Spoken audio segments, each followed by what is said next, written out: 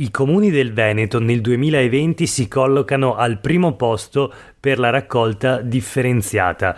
L'anno scorso sono stati prodotti 456 kg di spazzatura a testa e il 76,1% è stato riciclato. Questo il dato medio, la percentuale di raccolta differenziata nella nostra regione. Un dato che però non si presenta uniforme su tutto il territorio. Questo è Sveglia Veneto, il primo podcast dedicato all'informazione vista da nord-est. Io sono Jack Calcetto e oggi è venerdì 4 febbraio 2022. La prima notizia del giorno riguarda la raccolta differenziata e l'osservatorio regionale sui rifiuti, e quindi se nel Trevigiano si tocca quasi la cifra del 90% di raccolta differenziata, altre province invece hanno dati più bassi. La peggiore è Rovigo, dove comunque i comuni riescono a riciclare fino al 69% dei rifiuti. Sicuramente un quadro virtuoso, quello appunto dei comuni del Veneto, che hanno visto su tutto il territorio regionale aumentare le loro performance in fatto di raccolta differenziata. Un importante passo avanti che sulle pagine del Gazzettino di oggi viene messo in relazione però con un altro dato, ovvero quello che l'anno scorso, nel 2020, eravamo in piena pandemia e quindi questo cosa significa? Non c'erano turisti, e siccome il Veneto è la prima regione turistica del bel paese dell'Italia, va da sé che senza visitatori, scrive Alda Vanzan, oltre che con imprese e fabbriche ferme durante il lockdown, anche i dati relativi alla produzione di rifiuti sono calati e quindi con meno rifiuti chiaramente la performance della raccolta differenziata aumenta. Interessante anche l'annuncio dell'assessore regionale all'ambiente, che segue quelle che sono le linee programmatiche già approvate dal Consiglio regionale in occasione della programmazione di bilancio.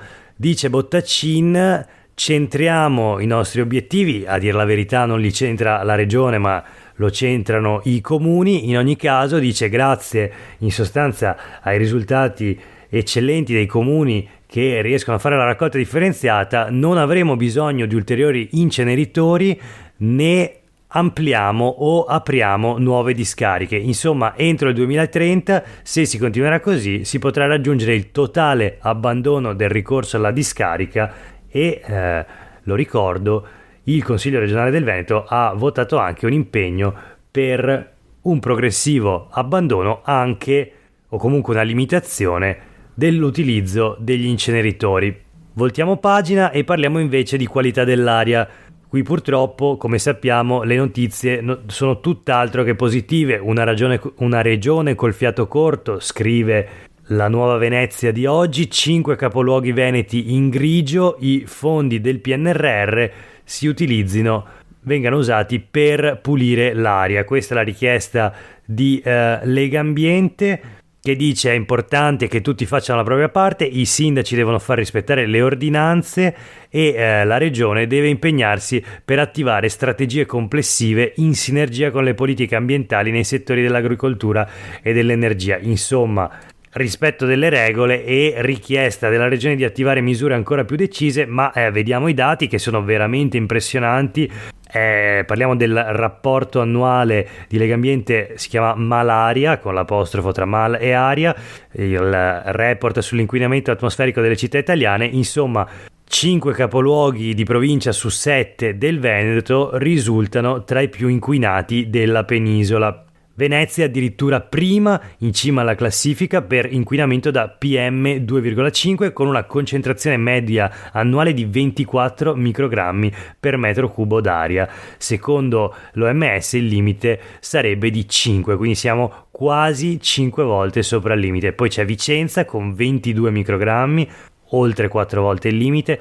Terza Padova, 21 microgrammi.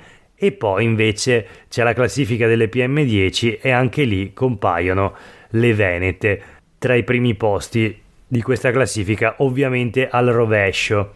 L'obiettivo è ridurre del 50-70% le concentrazioni dei veleni nell'aria, siamo molto distanti, la situazione, appunto, dice Legambiente, è drammatica. Ne approfitto per ricordare che in questi giorni, proprio a causa dell'inserimento in zona rossa, allerta rosso 2 si chiama tecnicamente la fascia di rischio che corrisponde alla situazione attuale dell'inquinamento dell'aria in Veneto, ebbene la conseguenza è che in casa il riscaldamento va abbassato a 18 gradi e i mezzi inquinanti non possono circolare. Proseguiamo, parliamo di salute, parliamo di sanità e di investimenti nel servizio sanitario nazionale. La CGIL, la funzione pubblica della CGIL, chiede di programmare, o meglio di riprogrammare la sanità veneta, quindi aprire un confronto per arrivare a una riprogrammazione sociosanitaria.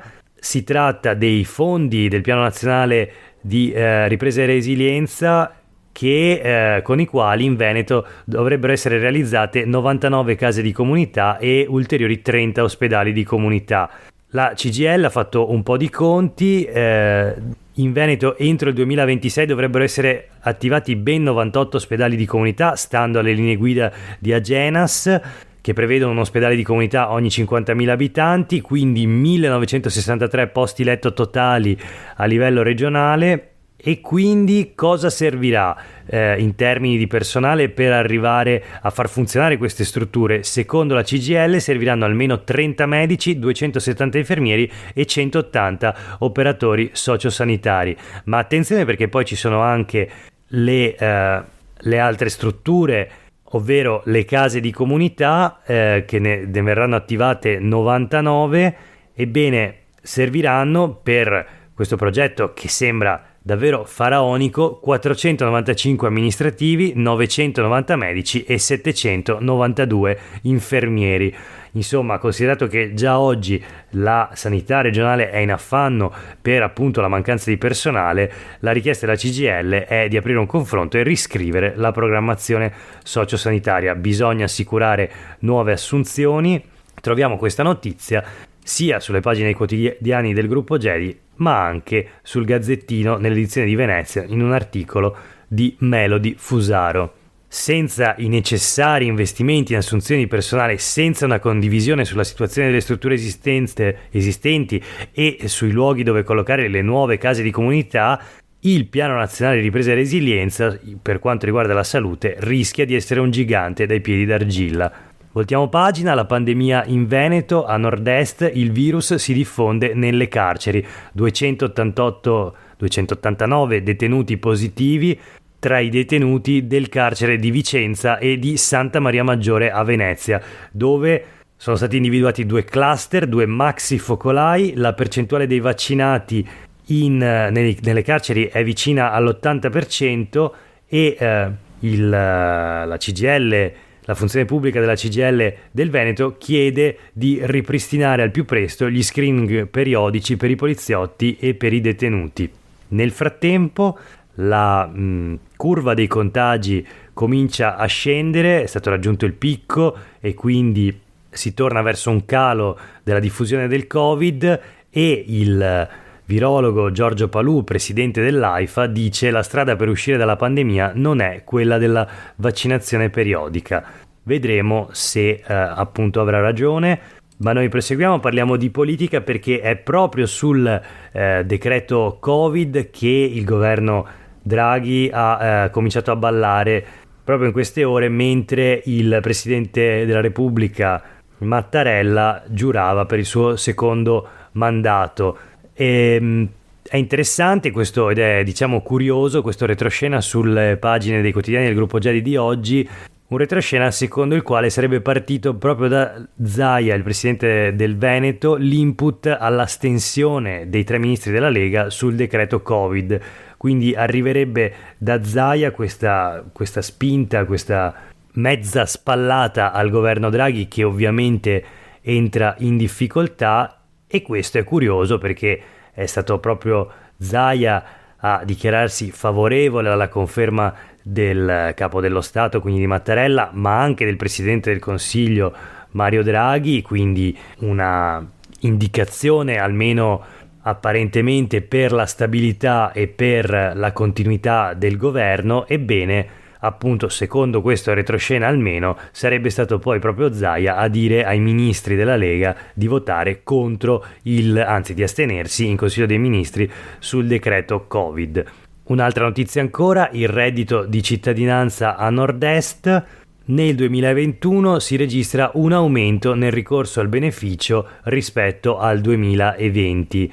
Un aumento più contenuto in Friuli Venezia Giulia dell'1%, mentre in Veneto aumentano del 7,1% le famiglie che hanno incamerato almeno una mensilità, e quindi in termini assoluti i percettori del reddito di cittadinanza in Veneto sono stati l'anno scorso 39.995, insomma quasi 40.000, mentre i friulani soltanto 13.128.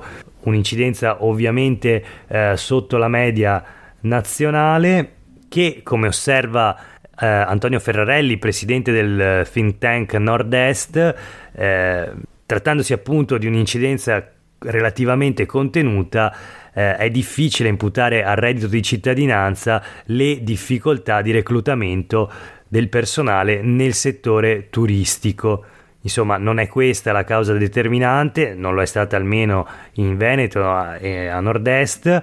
Le misure di sostegno al reddito sono importanti strumenti di lotta alla povertà e all'esclusione sociale, dice Ferrarelli. Poi ovviamente bisogna vedere nel concreto qual è l'effettiva capacità di creare opportunità di lavoro e quindi qual è l'efficacia delle politiche attive in questo territorio. Ancora lavoro, ma purtroppo morti sul lavoro, la sicurezza che non c'è a Venezia, anzi a Marghera, dopo la morte di Francesco Gallo caduto da un ballatoio dall'altezza di 5 metri a Fusina. La procura apre un fascicolo d'inchiesta per omicidio colposo, 5 indagati. La questione riguarda le omissioni nelle misure di sicurezza del cantiere, e c'è il dato relativo agli infortuni nel veneziano. Secondo lo Spisal sono stati 4.586 gli infortuni sul lavoro nel 2021. Serve più cultura della sicurezza, dicono gli Spisal di Venezia, i servizi per la prevenzione e la sicurezza negli ambienti di lavoro.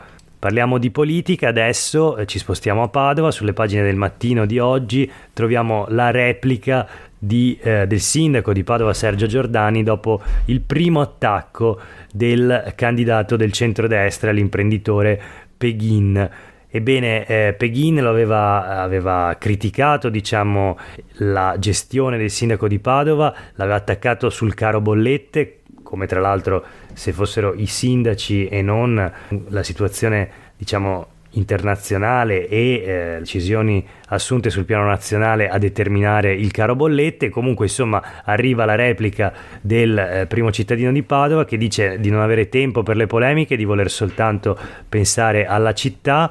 Ognuno fa la sua parte e c'è chi invece, ma non è Giordani, fa già notare che la campagna elettorale ancora non è iniziata e già il candidato del centrodestra si fa condizionare dalla Lega. Sì, perché ricordiamo che dietro i cartelloni pubblicitari che già sono apparsi in giro per Padova dell'imprenditore Peghin si nasconde, per la verità neanche troppo, Massimo Bitonci e il capo della Lega Matteo Salvini, che hanno fortemente voluto e anzi qualcuno dice imposto la candidatura di Peghin al centrodestra padovano. Vedremo come si avvierà questa campagna elettorale. Nel frattempo chiudiamo l'edizione di oggi con non so perché in questi giorni dico edizione, la puntata di oggi di Sveglia Veneto, con una notizia su Flash, su Treviso, dove è attesa per oggi la sentenza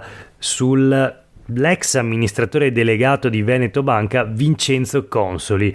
Attesa la sentenza per il falso in prospetto e l'ostacolo alla vigilanza. È il giorno della verità, quindi l'accusa ha chiesto 6 anni di carcere. Per oggi è veramente tutto, grazie per aver ascoltato Sveglia Veneto, un saluto da Jack Calcetto.